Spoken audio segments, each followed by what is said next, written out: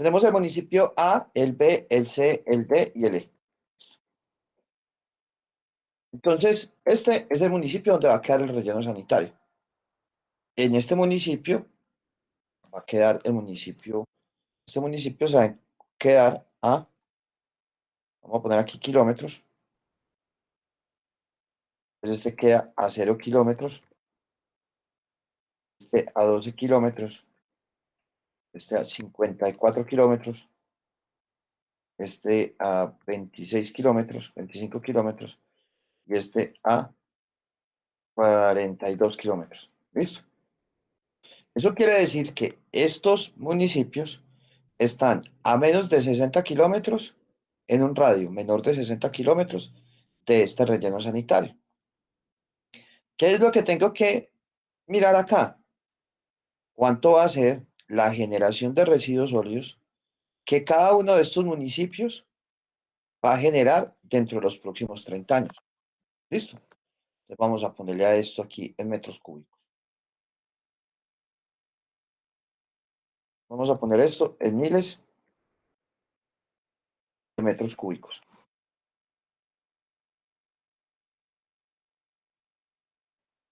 ¿Listo? Entonces pongámosle a este 1000, a este 2876. Recuerden que esto está por miles, ¿listo? De metros cúbicos.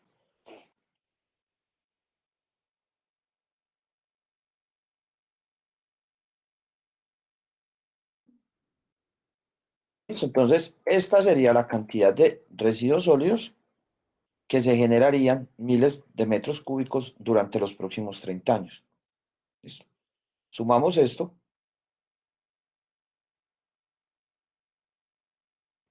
y me va a dar que lo que van a generar estos 5 municipios durante los próximos 30 años son 242.979.000 metros cúbicos de residuos sólidos, ¿cierto? Pero el artículo me dice que el área, el volumen que necesito, ¿cierto? Emplazar, ¿sería qué? Sería 1.5 veces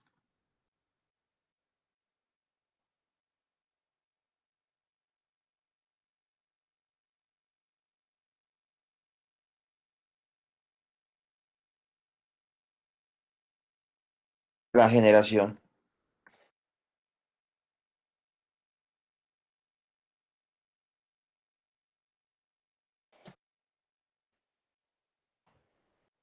de los próximos 30 años.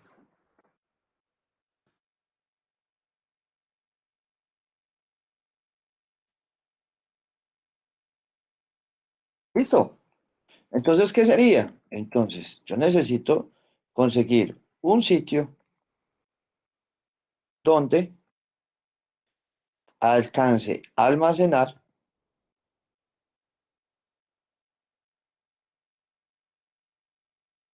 364.400.000 364.469.000 metros cúbicos de residuos sólidos. ¿Listo?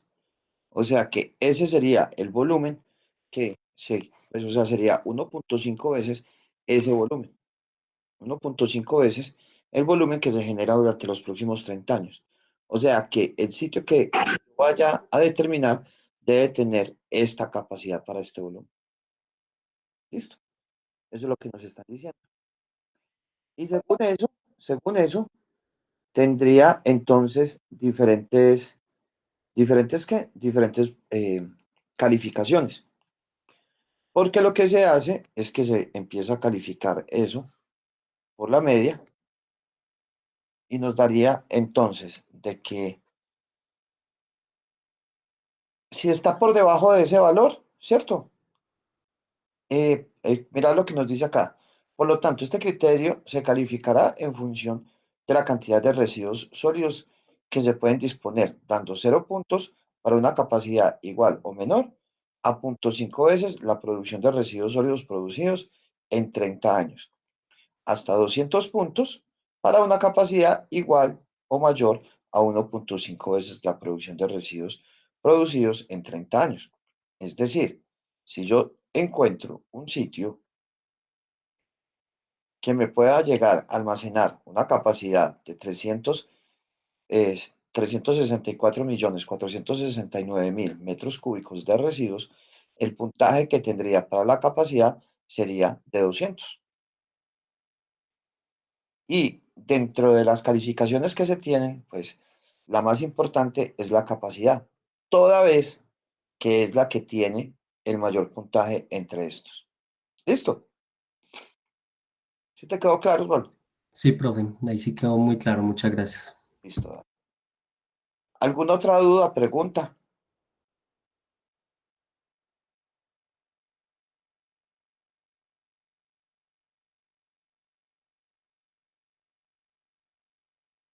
No.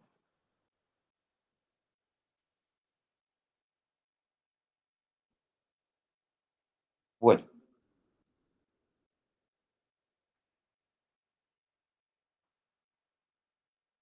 eh, otras formas que tenemos que tener en cuenta para ello es las áreas potenciales definidas en el EOT. Entonces, ¿qué es lo que tenemos? Tenemos que el artículo número 5, ¿cierto? El artículo número 6 y apenas determinamos este por el artículo número 5 y por el artículo número 6 se definen unas áreas potenciales, ¿cierto? Esas áreas potenciales entonces inmediatamente las debemos de incluir dentro, bien sea el esquema de ordenamiento territorial, el plan básico de ordenamiento territorial o el plan de ordenamiento territorial. Entonces, dentro de cada uno de ellos, inmediatamente se encontrarían estas diferentes zonas de potenciales para para el emplazamiento del relleno sanitario. Y los ponemos así en el orden. Como les digo, primero se deben de calificar como mínimo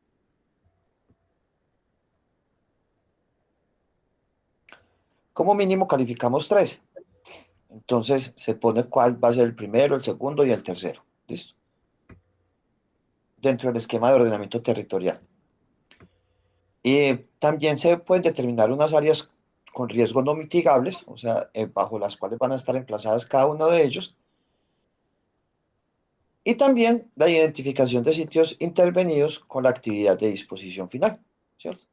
O sea, en qué sitios ya se había trabajado y mirar la posibilidad de realizar una ampliación de ellos. O sea, uno casi siempre lo que busca dentro de los municipios es la ampliación del relleno sanitario y no buscar otro sitio nuevo, porque buscar un sitio nuevo implica la creación de una nueva licencia ambiental y la creación de esas licencias ambientales sí generan una problemática, pues o sea, no es que generen una problemática, sino que retrasan mucho el proceso, porque pues sacar una licencia ambiental en Colombia no es como tan fácil, ¿cierto? Puede implicar gran cantidad de inversiones y que a lo último sea rechazado. Justo en este momento estaba viendo acá que por eso hay como una pausa, porque estaba viendo, es algo que es como de interés para nosotros, pues a nivel ambiental, es de que el ANLA archivó la licencia minera de Quebradona.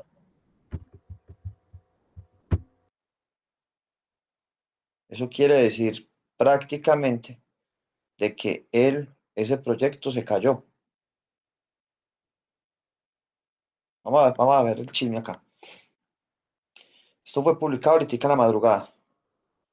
Entonces nos dice que la decisión implica el archivo de la licencia ambiental, aplica el recurso de reposición. La Autoridad Nacional de Licencias Ambientales ordenó este lunes el archivo del trámite administrativo de evaluación de licencia ambiental para el proyecto minera de cobre Quebradona, ubicado en Jericó, departamento de Antioquia.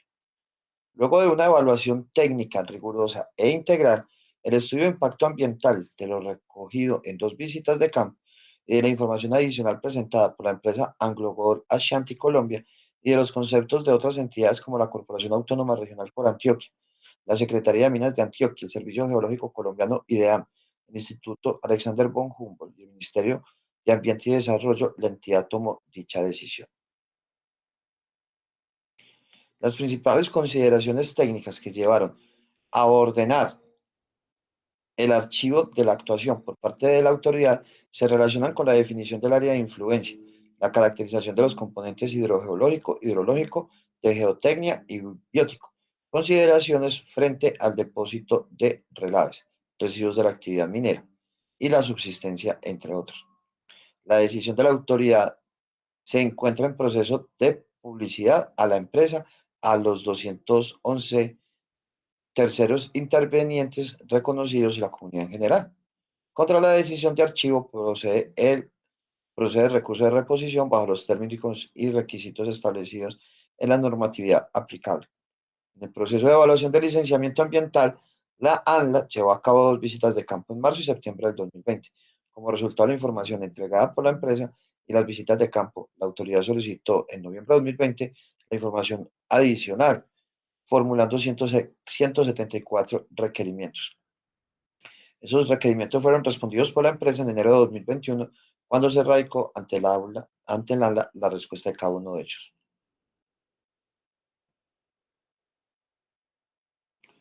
Este proyecto, que adelanta la multinacional AngloGold Ashanti, fue declarado como proyecto de interés nacional en 2015. En la actualidad, la empresa realiza actividades de exploración. La licencia ambiental tiene como fin obtener el permiso que le permita extraer de allí 4,91 millones de toneladas de concentrado de cobre, 6,13 millones de onzas de oro, 85,1 millones de onzas de plata y 70,08 kilómetros de molibdeno. Kilo, kilotones de molibdeno. Celebran la decisión. El alcalde de Támesis, Juan Martín Vázquez, quien ha sido un ferro opositor a la explotación de Quebradona, expresó al conocer la decisión de la ANLA que era lo mínimo que se podía esperar, pues se trata de un proyecto que ha tenido más de 174 requerimientos de la autoridad, además de los más de 500 que le hizo la Secretaría de Minas de Antioquia. Lo ideal es que hubiera negado la licencia, porque el archivo no implica que no puedan insistir y continuar con estudios. Además, contra este acto proceden recursos de reposición. O sea que, como quien dice, pues ahí están, pues por el momento no van a abrir esa mina ya. Entonces,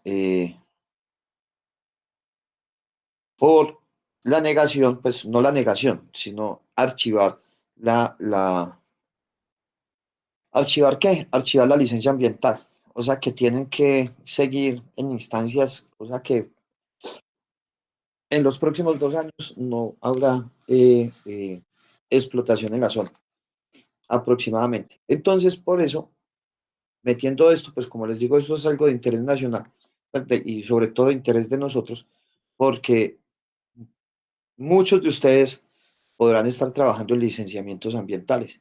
Y al estar trabajando en esos licenciamientos ambientales, se puede dar de que se la nieguen a uno. Y pues, entonces, ahí eso es una problemática para todos, porque imagínese uno trabajando y que le nieguen la licencia, ¿cierto? Ya sabe que ya no puede seguir ¿en qué? En ese trabajo. Entonces, esa es una cosa muy, pero muy importante que tenemos que tener en cuenta. Entonces, ¿qué es lo que sucede? Lo que sucede es de que para ello, para ello, cuando se tiene un relleno sanitario y no tener esos problemas de licenciamiento, entonces lo que se pide es una extensión de la licencia ambiental. ¿Y por qué una extensión? Porque lo que tenemos es de que, digamos que,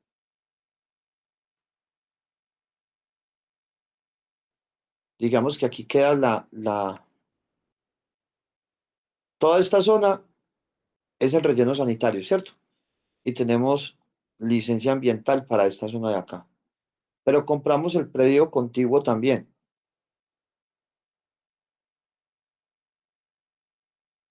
¿cierto? Compramos este nuevo predio. Entonces, para este nuevo predio, ¿habría que sacar una nueva licencia ambiental? No, simplemente se hace una extensión de la licencia ambiental con la cual se cuenta acá. Y ya no necesito tantos estudios como si fuera a empezar de cero. Entonces, esa es la importancia de eso, siempre buscar como el terreno contiguo que se tiene al relleno sanitario. En el caso que se pueda, en el caso que no se pueda, pues mijo, vaya y busque sitio nuevo, que ahí es donde sí tenemos eh, el problema de encontrar el sitio. Uno, uno después, o sea, eh, una de las cosas que tenemos que tener en cuenta y que siempre es la recomendación que yo hago es, después de usted terminar de construir un relleno sanitario, empiece a buscar el otro sitio de una vez, porque realmente es súper recontra difícil, ¿cierto? Es muy difícil uno poder encontrar sitios para la disposición final, porque no se encuentran muy fácil que digamos, para tenerlos. Entonces, para que tengamos eso muy, pero muy en cuenta, muchachos. Listo. Bueno, así entonces, así entonces, es cada uno de estos serían pues como los diferentes datos que se tendrían en cuenta para este. Y entonces, con esa identificación de esos sitios intervenidos, entonces se empiezan a trabajar en diferentes sitios. Por ejemplo, este que les muestro acá es el del Carmen de Viboral. Y el del Carmen de Viboral empezó con este vasito acá y ya le están construyendo el otro vaso acá al lado. O sea, se hizo una extensión y se pudo comprar eh, el área contigua para poder hacer la disposición final de los residuos. Hay una serie de estudios preliminares, ¿cierto? Estos estudios preliminares se encuentran, vamos a descargarlo de una vez, para que los descarguen. Recuerden que les había dicho que descargaran dos decretos, no solamente el 838, sino el decreto 1784 de 2017. Vamos a ver aquí acerca de qué nos habla este decreto.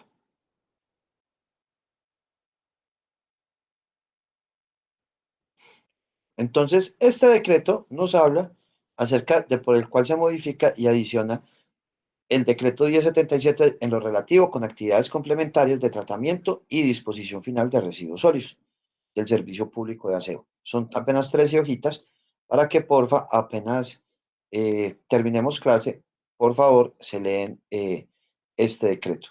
¿Listo? Entonces, en este decreto nos hablan acerca de unos estudios, o sea, yo llego y cojo el decreto 838. Apenas cojo el decreto 838 del 2005, entonces eh, eh, yo ya sé cuáles serían las mejores zonas para poder tener el relleno sanitario. ¿Listo? Y apenas ya tengo entonces las mejores zonas para poder poner el relleno sanitario, entonces ahí ya hago una serie de estudios, ¿cierto? ¿Y esos estudios son cuáles? Estos estudios preliminares. ¿Listo? Que estos estudios preliminares, pues vamos a verlos acá. Entonces son los estudios que se encuentran dentro del decreto 1784 de 2017. ¿Cuáles son esos estudios preliminares entonces? Nos hablan de un estudio topográfico, ¿cierto? O sea, el levantamiento topográfico eh, es, pues, o sea, ustedes ven topografía, o sea, levantar toda la topografía del terreno, ¿cierto? Levantar toda la topografía del terreno. Entonces vamos a ver aquí no lo dicen que son según las dimensiones del proyecto, donde se muestre claramente toda la instrumentaria del predio objeto de estudio y las vías de acceso al mismo. ¿Listo? Entonces, así se tienen dentro de cada uno de ellos. Entonces, se tiene la dimensión del proyecto y dentro de este se muestra claramente toda la instrumentaria del predio, objeto de estudio y las vías de acceso al mismo. Entonces ahí tengo ese levantamiento topográfico.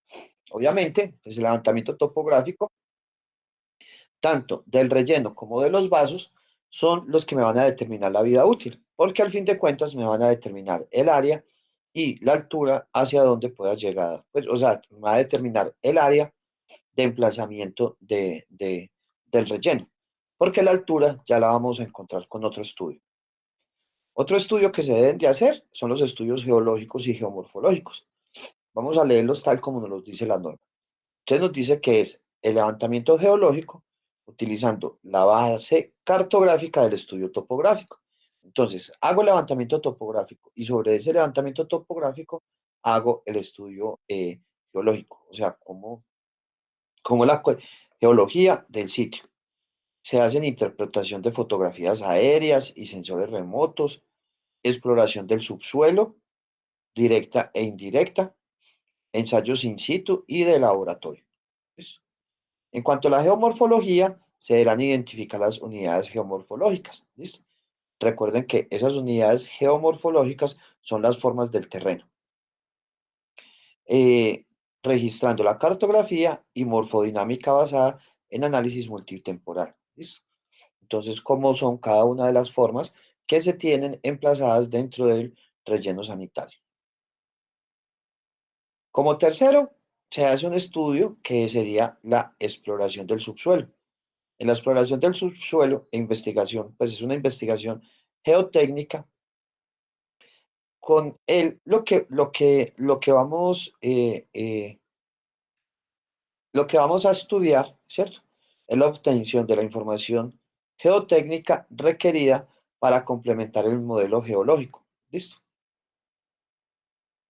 De las diferentes zonas consideradas dentro del área del proyecto. Entonces tendríamos estos dos ahí completamente emplazados. Por el otro lado, tenemos el estudio hidrogeológico, ¿cierto? Este estudio hidrogeológico nos permite determinar la determinación y evaluación de las condiciones de agua que subsuperficial, ¿cierto? Subsuperficial y subterránea. Eh, entonces, pues realmente pues lo que nos va a decir es los acuíferos que tenemos, ¿cierto? Subterráneos y superficiales. Entonces, porque con eso podemos definir. Ay, déjenme un momentico que se me está agotando la batería, ya traigo el cargador.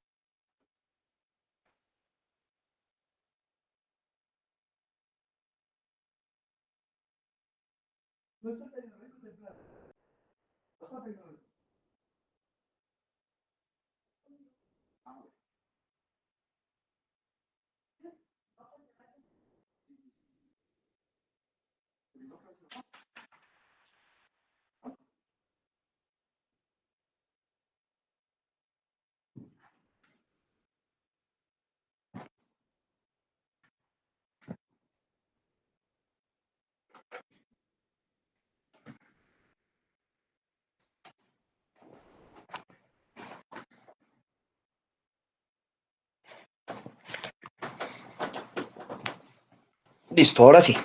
Entonces tenemos el estudio el estudio hidrogeológico, donde tenemos la determinación y evaluación de las condiciones de qué, de las aguas superficiales, aguas subsuperficiales, perdón, y subterráneas. O sea que a través de ese estudio hidrogeológico puedo llegar a determinar cuánto sería el nivel freático, ¿cierto?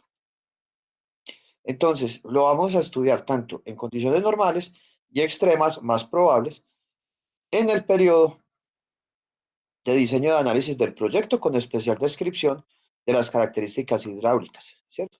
¿Qué características hidráulicas? Porosidad, permeabilidad, transmisividad, coeficiente de almacenamiento y niveles freáticos. Por el otro lado, tenemos entonces que lo del estudio hidrológico. Entonces, pues el hidrogeológico es aguas subsuperficiales y subterráneas, y el estudio hidrológico, pues es lo que ustedes vieron en hidrología, ¿cierto? Entonces, contiene la información secundaria de balance hídrico, curvas de intensidad, duración y frecuencia, con base con base a los reportes de precipitación anual aportados por el IDEAN o quien haga sus veces. ¿Listo? ¿Qué es lo que pasa acá? Pues, o sea, obviamente es un estudio hidrológico de la cuenca en la cual se encuentra el relleno sanitario, ¿cierto? Pues microcuenca más fácil, porque pues, o sea, es que no, un relleno sanitario no tiene pues como, pues, o sea, no ocupa un área muy grande como para decir que tengo que hacer el estudio de toda una cuenca, no, de la microcuenca en la cual se encuentra emplazada esta. Ya entonces, tocaría empezar a ver de qué forma es que, pues, según lo que tengamos, pues, se empezaría a trabajar dentro de cada uno de ellos, pues, porque, pues, eh, según eso, pues, podríamos, eh, a ver, lo que quiero decir es de que un estudio hidrológico, el punto de partida de un estudio hidrológico es que la precipitación, ¿cierto? La precipitación, la precipitación es la que me va a llevar a mí, es la que me va a decir a mí cuánto es la cantidad de agua que va a llevar la cuenca, ¿cierto? Entonces, a partir de eso es que arranco. Entonces, el problema es encontrar un pluviógrafo, un pluviómetro en la zona donde se tiene. Entonces, toca empezar a aplicar polígonos de Tietze, todo eso que ustedes vieron en hidrología, de forma tal de que se pueda aplicar dentro de este estudio hidrológico. Tenemos un estudio geotécnico, ¿cierto? Un estudio geotécnico en el cual se deberá de plantear en sección y en perfiles longitudinales y transversales del área del proyecto. El modelo geológico geotécnico de los distintos sectores del área de estudio, determinando la relación entre los rasgos geológicos y los procesos de inestabilidad actuales y potenciales y sus mecanismos de falla en caso de existir. Se presentará el correspondiente análisis de fenómenos de movimiento en masa y procesos erosivos. Nosotros como ingenieros ambientales tenemos un conocimiento de geología, ¿cierto? Tenemos un conocimiento de geología, pero no somos geólogos.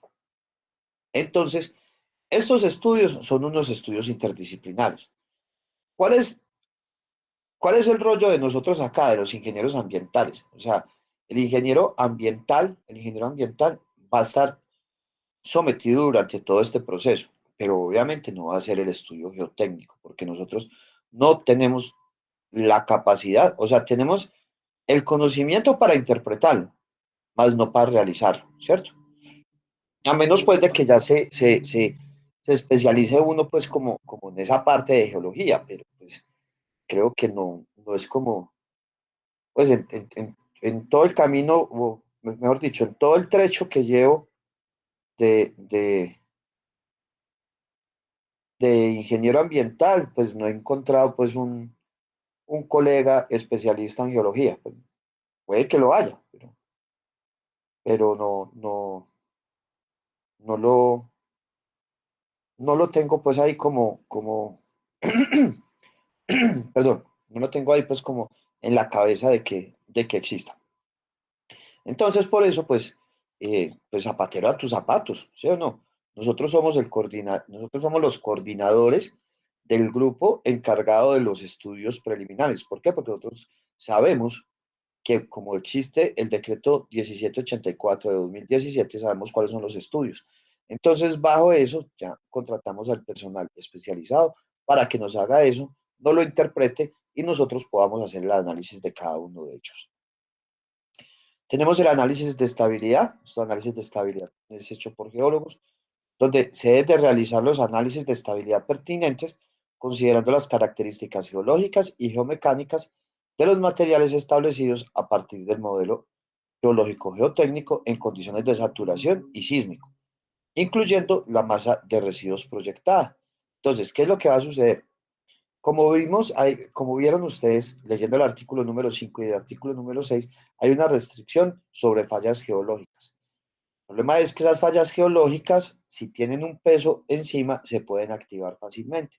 Entonces, por eso, esa masa de residuos sólidos que se va a depositar sobre el vaso y si hay una sismicidad, podría activar un mayor movimiento y suceder, por ejemplo, si no lo tengo completamente estable, me podría llegar a generar movimientos en masa tal cual como los vimos la clase pasada o antepasada acerca del relleno sanitario de Doña Juana.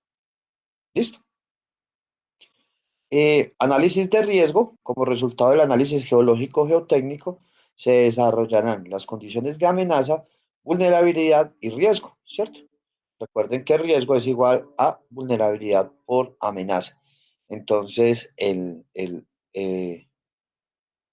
la amenaza siempre va a estar, ¿cierto? El tal es, o sea, el riesgo siempre va a existir, el tal es bajar ese riesgo, tal es bajar ese riesgo por medio de qué? Por medio de la vulnerabilidad. O sea, entre menor vulnerabilidad exista, menor va a ser el riesgo, ¿cierto? Y cómo nos volvemos menos vulnerables, entonces, llegando con las diferentes recomendaciones que se tienen dentro de cada uno de ellos. Bueno, y riesgos que son fundamentales para la adecuada toma de decisiones para la construcción de la infraestructura y con base en dichas condiciones se determinarán las conclusiones y recomendaciones en términos de tipo de relleno sanitario más adecuado, métodos de excavación, obras requeridas de contención o estabilidad geotécnica. ¿Listo? Entonces, esos son los ocho, primeros eh, eh, los ocho primeros mm, estudios que debemos de realizar. Estos son los ocho diseños que se tienen para que lo tengamos muy, pero muy en cuenta.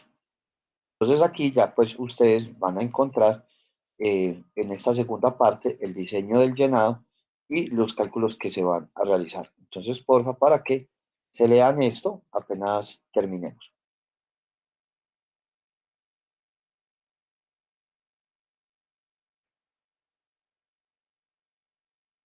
Bueno,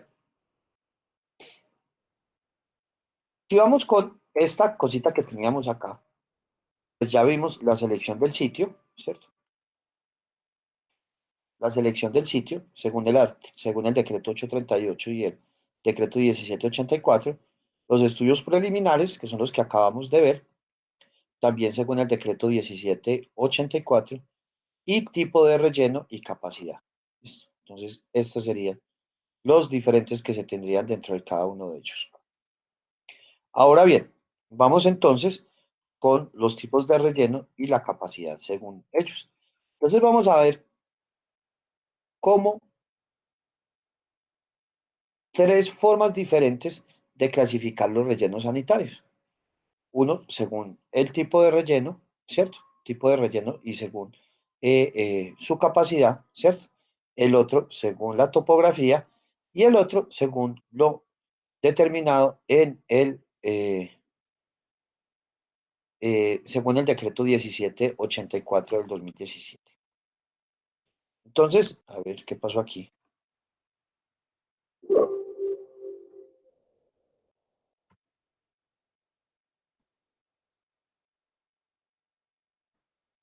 Entonces vamos a arrancar según la capacidad, ¿cierto?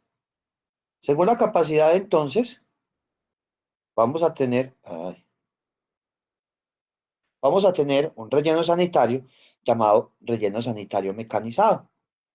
Este relleno sanitario mecanizado es todo aquel en el cual entran más de 40 toneladas por día. ¿Listo?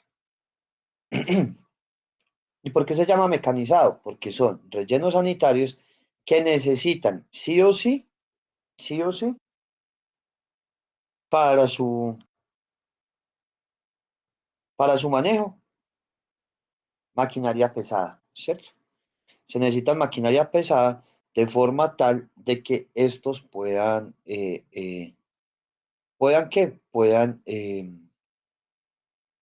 realizar una buena gestión de los residuos sólidos internamente, ¿cierto? ¿Por qué? Porque como son tantas las masas de residuo sólido, pues eso no se puede hacer a punta de pala y de pica, ¿cierto? Entonces se necesitan gran cantidad de, pues o sea, diferentes cargadores y compactadores que se encarguen del manejo de los residuos, del manejo de los residuos sólidos.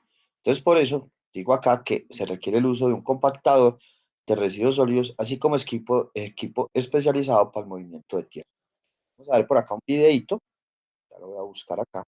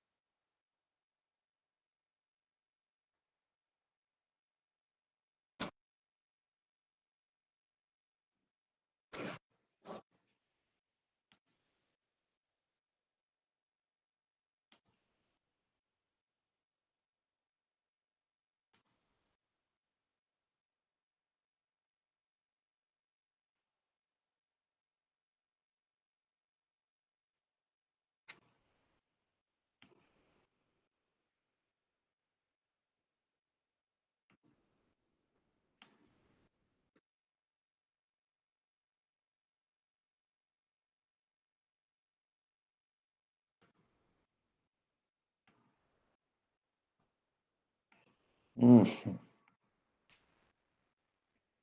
no lo encuentro. A ver cómo busco eso.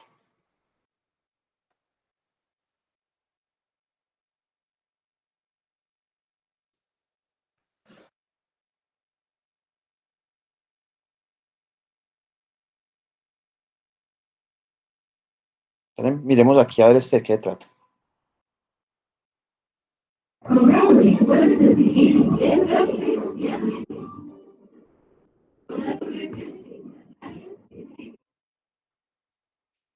Ah, sí, es este. Entonces yo,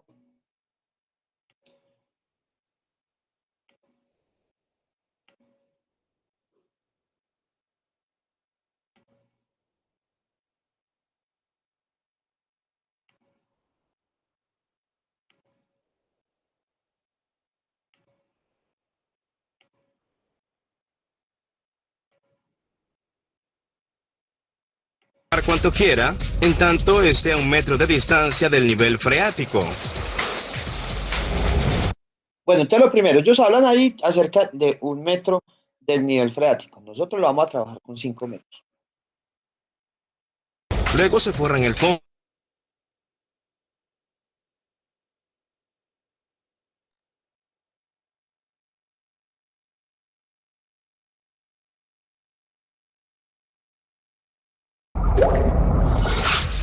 Ahora toca instalar el revestimiento que le impide al lixiviado colarse hasta la tierra. Esto se coloca en el fondo del vertedero antes de usarlo. Esto va debajo de toda la basura que arrojarán acá. Esto era lo que les decía acerca de la geomembrana, ¿cierto? Entonces, esta geomembrana es la que va a recubrir el suelo, sino que este video tiene un error. Miremos el error y me dicen cuál es el error que pueda tener esto. Luego se forran el fondo y los lados con arcilla. Y acá está el secreto. Hay que instalar un sistema de tuberías para extraer todo el lixiviado, el líquido que se forma debajo de la basura en descomposición. Ahora toca instalar el revestimiento que le impide al lixiviado colarse hasta la tierra. Esto se ¿Cuál podría ser el error? ¿Qué pensarían ustedes?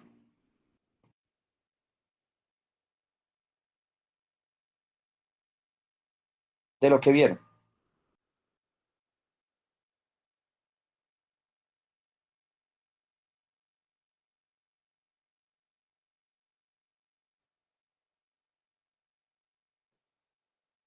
Exactamente, lo que nos dice Valentina. Primero debe ir la membrana antes de las tuberías. Se pone la geomembrana y encima de la geomembrana se pone la tubería. ¿Listo? Porque o si no, ¿cómo va a llegar el lixiviado a la tubería? Entonces, ahí es donde sí tuvieron ahí como un problemita ahí de redacción ¿De qué? De edición del video. Continuamos entonces acá. Y miremos todos los componentes que tiene la geomembrana. Como les decía la clase pasada, es un polietileno ¿de qué? Un polietileno de alta densidad. Pero miremos que no es una sola capa, sino que son varias capas. Se coloca en el fondo del vertedero antes de usarlo. ¿Esto va debajo de toda la basura que arrojarán acá? ¿Sí? Va sobre las arcillas naturales y tiene 60 milímetros de ¿60 grueso. milímetros? 60 milímetros. Parece poco. Es 20 veces más grueso que el revestimiento de una piscina. Sí. Y es un material muy fuerte. Sobre esa capa, un material tipo arcilla llamado bentonita actúa como sellador. ¿No es posible que un objeto afilado o algo similar lo perfore? Si por alguna razón la primera capa se perfora y se cuela el lixiviado, la bentonita se expande y tapa el agujero. Todo funciona como un vertedero con revestimiento doble. Básicamente es una enorme bolsa de basura en el fondo del vertedero. Es así, ¿no? Sí, es una forma de verlo. Al colocar el revestimiento se cubre con 50 centímetros de arena para el drenaje. Se colocan tubos soldados para ver que no se cuele nada y se rellena con basura.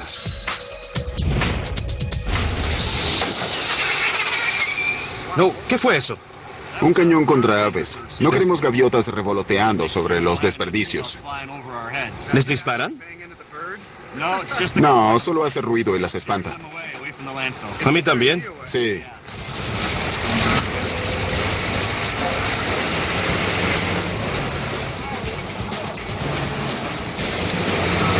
Estas enormes compactadoras, Daniel, diseminan la basura y la comprimen, asegurándose de pasarle 3 veces por encima, porque deseamos que el vertedero dure el mayor tiempo posible y no tener que hacer otro.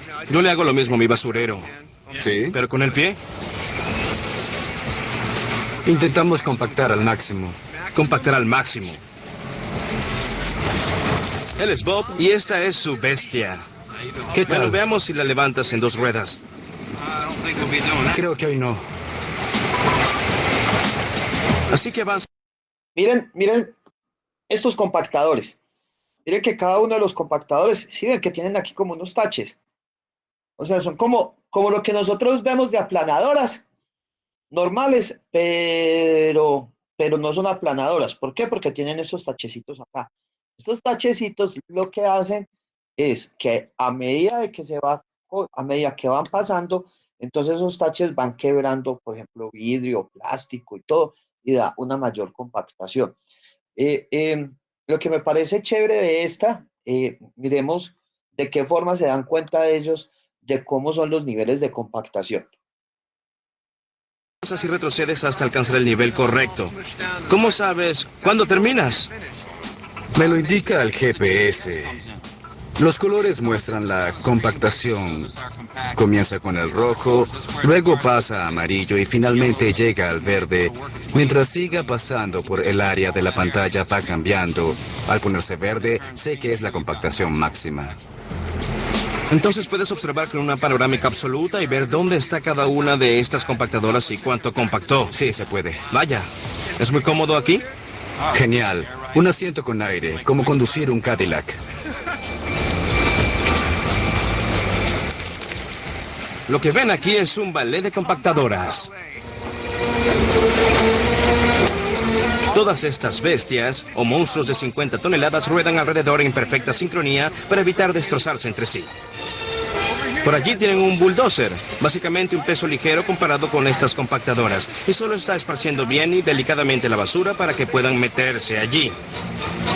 Miren, hay un sofá, parece uno bueno. Cielos, ¿así que esto es solo agua de lluvia que ha pasado algún trauma? Sí, lo llamamos lixiviado. Esta es nuestra planta de tratamiento de lixiviado, donde lo recogemos, le agregamos aire y un poco de polvo de carbono activo. Por eso es negro y luego de tratarlo, lo descargamos en el sistema de cloaca y la planta de tratamiento local aquí en la ciudad lo vuelve a tratar. Esto también viene de los vertederos Sí, de sellados. todos. De todos. De todos los vertederos sellados y de los activos, todo llega a este sitio.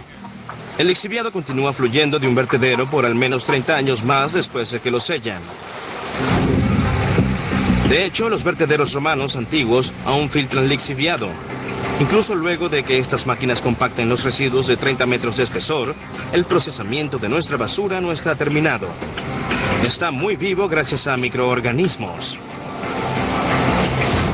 La materia orgánica, como la comida, empieza a descomponerse incluso antes de que la botes. Material orgánico en vertedero 66%. Pues los hambrientos microbios, como las bacterias y los hongos, ya se están alimentando, descomponiendo moléculas grandes en más pequeñas. Un proceso llamado biodegradación.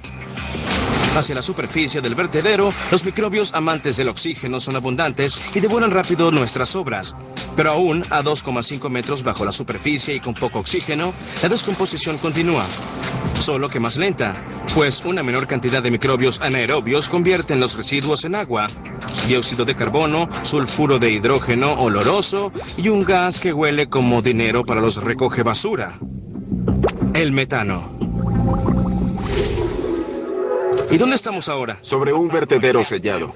Bien, estamos sobre miles de toneladas de basura vieja. Ahora sé que los gases se acumularon con el tiempo mientras esta basura se descomponía. ¿Qué pasa con todo eso? Tenemos una serie de pozos que perforamos hasta los residuos. El gas del vertedero tiene metano y dióxido de carbono. Ambos son gases invernadero. En lugar de liberar esos gases a la atmósfera, los capturamos y usamos a favor de nuestras plantas de energía.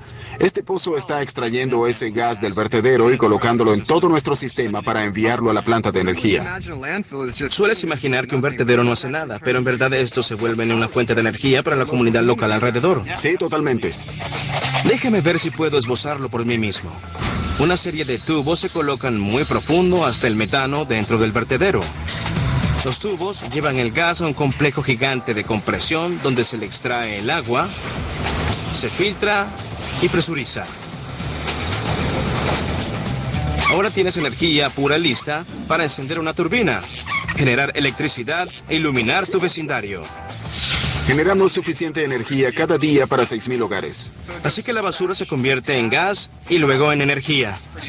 Es formidable, todo eso de un montón de basura. He estado sobre la montaña de basura más alta, pero el vertedero más grande... Listo, entonces miremos que ese es un relleno sanitario mecánico, ¿cierto? Que en ese relleno sanitario mecánico entonces vamos a necesitar todos esos instrumentos para poder trabajar, o sea, toda esa maquinaria pesada. Y vean de qué forma tan bacana se dan cuenta ellos, de qué forma es que, cuáles son las zonas más, se me fue la palabra, más compactadas y menos compactadas, simple y llanamente, pues por el GPS.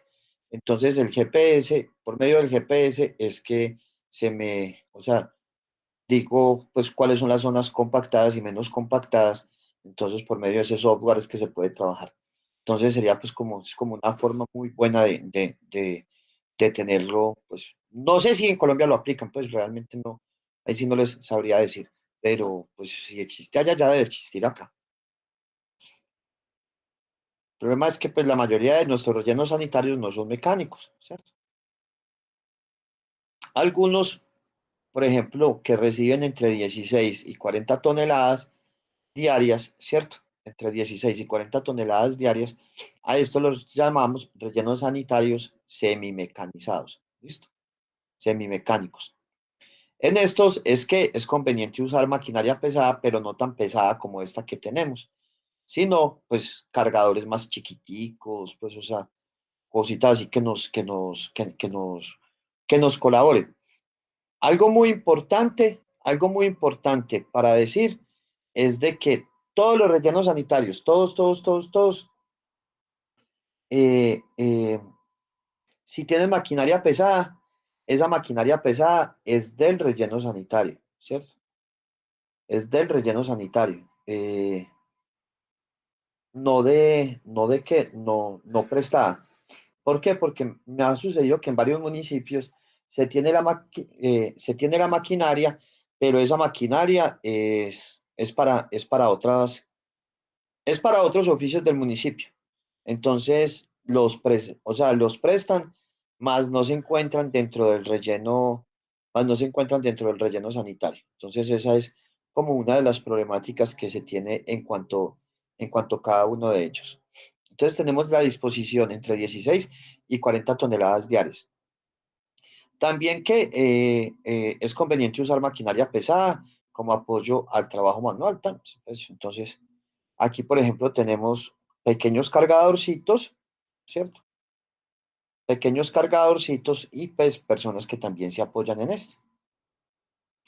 Pero ya hay otros que son los rellenos sanitarios manuales, que como su nombre lo dice, o sea, todo se hace de forma manual, ¿cierto? Entonces, acá dentro de este nos dicen que eh, eh, no se necesitan equipos pesados permanentes para la operación. Realmente sí se necesitan. ¿Qué es, o sea, cuál es el rollo? El rollo es de que los municipios no tienen plata para eso. Esa es la verdad. La verdad es que no hay plata para eso. Entonces, al no existir plata para ello, pues no se puede hacer. Entonces, ahí es donde está el problema en cuanto a ello. O sea, yo me he encontrado rellenos sanitarios donde es una sola persona y esa persona no le pagan ni el mínimo, sino que le toca recoger de los mismos residuos que entran, que eso no se puede hacer, pero pero que lo hacen. ¿Con el fin de qué? Con el fin de poder recoger un sustento para poder ellos vivir. Entonces, imaginen pues cómo la vuelta. Entonces, sí es un problema muy, pero muy grande esta parte de estos rellenos sanitarios manuales. Y el problema es que la mayoría de nuestros rellenos sanitarios en Colombia se han convertido en rellenos sanitarios manuales. Pues claro, ya han ido desapareciendo, ya han ido desapareciendo pues los manuales para empezar a trabajar rellenos sanitarios regionales, pero la gran mayoría siempre han sido así de esta forma, en que de esta forma pues que se trabaja. Eh,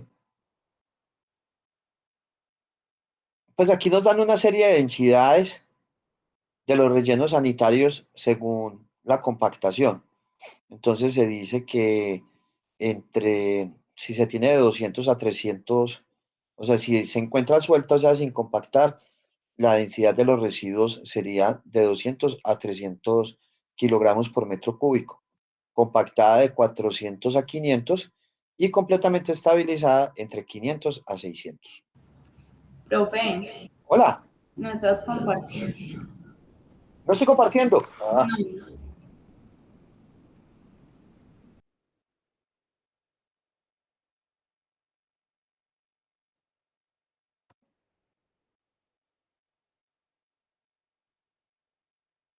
Listo. Entonces, estas eran las foticos del semimecánico. Estas. Estas son las del manual. Miren un manual. Listo. Y miren que, por ejemplo, el compactador del manual, miren cómo es. Es esto. Eso es más pesado. Y eso no, esto no lo carga nadie, pues. Entonces, una sola persona. Entonces, siempre es como muy duro eso. Eh, Tenemos entonces también clases de rellenos sanitarios según el método de construcción del relleno sanitario, ¿cierto? Entonces, el método de construcción, ¿cierto? Va a depender de qué? De la topografía del terreno y de la profundidad del nivel freático. De eso es que nos va a depender. Entonces vamos a tener un primer método, que va a ser el método trinchera o zanja, que consiste en excavar zanjas de 2 a 4 metros de profundidad y 3 a 6 metros de ancho. ¿Listo? Esos serían entonces los que se tendrían. Entonces es simplemente un hueco grandotote que se hace en la tierra. ¿Dónde se puede hacer estos rellenos sanitarios? Estos rellenos sanitarios se pueden hacer en sitios donde el nivel freático sea muy bajo, ¿cierto? Sea muy bajo, o sea, que esté por allá abajito, abajo, ¿cierto? Y entonces podamos realizar esas excavaciones. Entonces aquí vemos uno, por ejemplo aquí cómo se abren los huequitos. O acá, más fácil, miremos acá. Acá se tenía el terreno, ¿cierto? Y simplemente lo que se excavó fue una trinchera. Y se empiezan a depositar los residuos sólidos acá, de esta forma paulatina. Tenemos otro, que es el método área, que el método área es también cuando yo tengo una zona plana, pero dentro de esta zona plana no es factible excavar fosas o trincheras. ¿Por qué? Por el nivel freático. Entonces se empieza a depositar los residuos sólidos directamente sobre el suelo. ¿Listo? O sea, depositamos los residuos sólidos directamente sobre el suelo. Entonces miremos acá. Acá no se abrió ningún hueco, sino que se empieza a hacer como especie de meseta. ¿Listo? Obviamente se tiene que acondicionar este suelo, ¿cierto? Pero no se abre ningún hueco.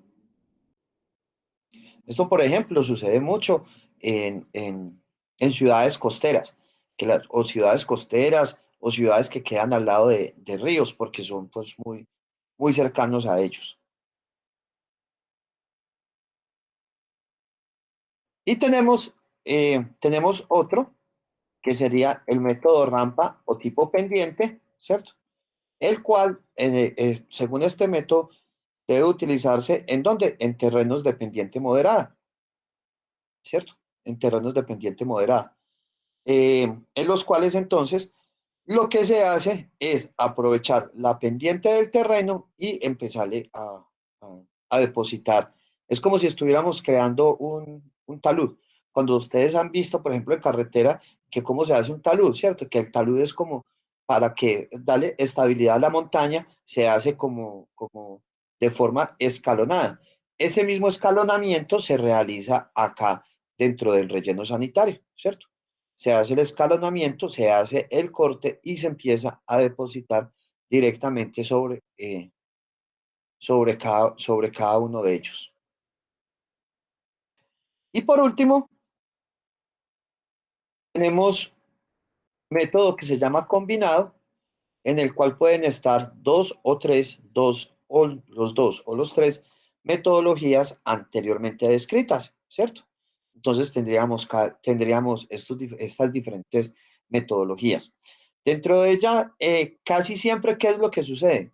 Todo relleno sanitario tipo trinchera se termina siendo un relleno sanitario combinado. ¿Por qué?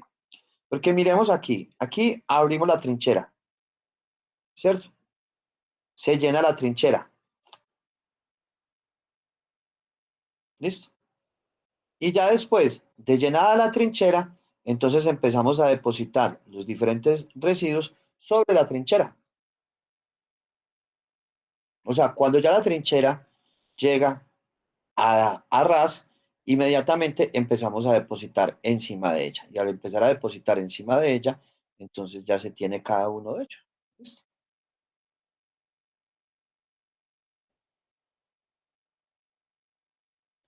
¿Listo? Bueno. Y por último, tenemos una categorización de los rellenos sanitarios, ¿cierto? De los rellenos sanitarios según el decreto 1784. Entonces, dan una categoría 1 de 0 a 50 toneladas por día, una categoría 2 mayor de 50 a 500 toneladas por día, categoría 3 mayor de 500 hasta 3000 y categoría 4 mayor de 3000 toneladas. ¿Esto para qué nos va a servir? Para poder hacer las inspecciones y la forma en la cual se va a trabajar el relleno sanitario y cada cuánto tenemos que hacer monitoreos, dependiendo de la categoría del relleno sanitario. Eso se encuentra dentro de una resolución. Pero como hoy van a terminar ustedes de leer el decreto 1784 del 2017, la próxima clase les muestro la resolución. La próxima clase que vamos a hacer ejercicio de llenado porque quiero es dejarles todos los ejercicios ya hechos antes de que yo me vaya y que lo que nos quede sea parte teórica. ¿Listo? Y les dejo también pues una serie de ejercicios para que ustedes los tengan, para que no sea tan duro pues en las 2 semanas en las cuales no voy a estar conectado inmediatamente, sino que les dejo cosas grabadas.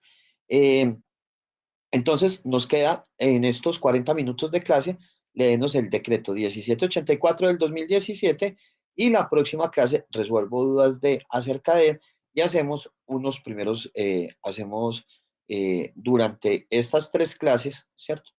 Porque sería la clase de ahorita jueves, la clase de jueves, la clase del próximo martes y la clase del próximo jueves, del jueves de la otra semana.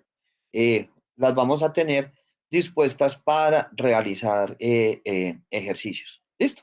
Entonces, así quedamos, muchachos. Entonces, terminen, por favor, con el decreto 1784 y resolvemos dudas en la próxima clase. No sé si tienen alguna duda o pregunta. No, profe, gracias. ¿Listo? Bueno, así quedamos entonces. Chao. Feliz día.